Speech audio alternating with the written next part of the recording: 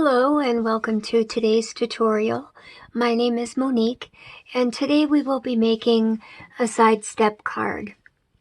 You need just a few supplies, a piece of cardstock that is 5.5 by 8.5 inches. You'll want some glue and your paper cutter, a scoring tool, and some pop dots. And that can either be the individual dots or the foam tape you can cut into smaller pieces, and some embellishments. I'm going to be using the dinosaurs from this card as a sample. So to begin by making the card, you want to make your first cut, and that will be at let's see, I've got a template here. So you've got your 5.5 by 8.5 piece of paper. We're going to be making a single cut here toward the center, and then we're going to score at 1 inch, 2 inches, and 5 1/4. So this first line is 2 3/4 in. So let's get that ready. And you're going to move your blade to the 1 inch mark on your paper cutter. If you don't have a paper cutter, you can use a ruler and a pencil, and I would use an Exacto knife for this portion, just as an easier way to get that line. So once you've lined that up, you're going to cut from 1 inch all the way down to 5 1/4.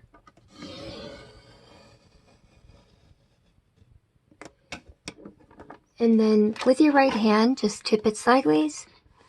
And then we're going to begin by, you won't need your blade, so we will start scoring from the 1 inch mark.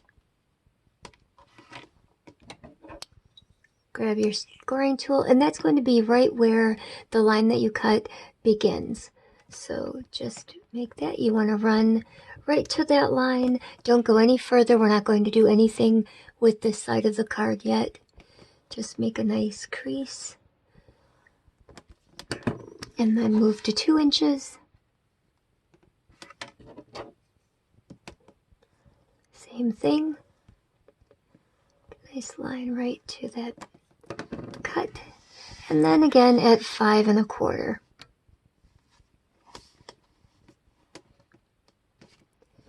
That should be the end of the line that you cut.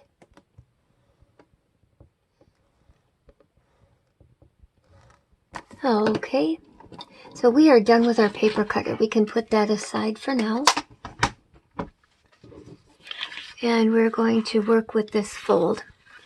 So first thing we're going to do is get these two smaller bends put forward so these can bend back. And you want to get those corners nice and straight. Crease that there. And then with these folded together, bring the back toward the front and line those corners. Make sure everything's nice and even. This should automatically bend at your 5 1/4 mark that you made. And then here will be your final fold. Use your scoring tool, pair of scissors, ruler, anything to make those nice and straight. And your card is ready to go. That's all there is to the fold itself. The next thing we need to do is add our embellishments. So grab your glue, your pop dots, and determine where you want your pieces to go. At least that's my plan. That's how I start putting my things together. So I know that I want some grass here, and I also want some in the back, kind of sticking up a little bit.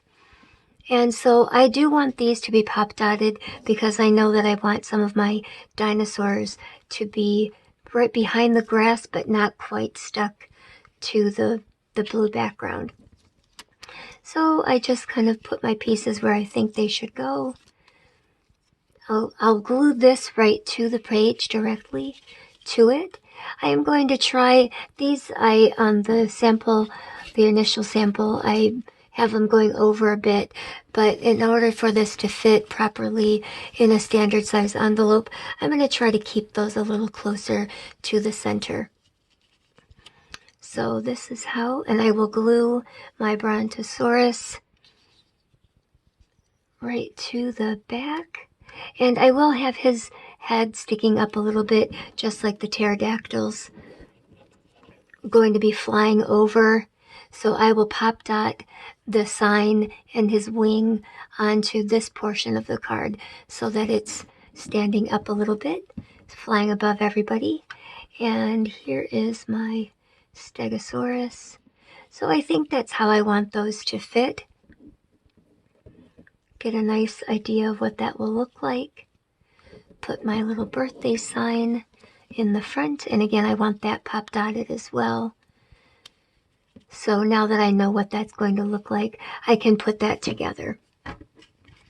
And that's all there is to it. You can put your sentiment on the back and write a little note, whatever you'd like for the card recipient. Put it in your envelope and off it goes. So I do have another sample that I'd like to share just to show the differences between some of the other types of sidestep cards.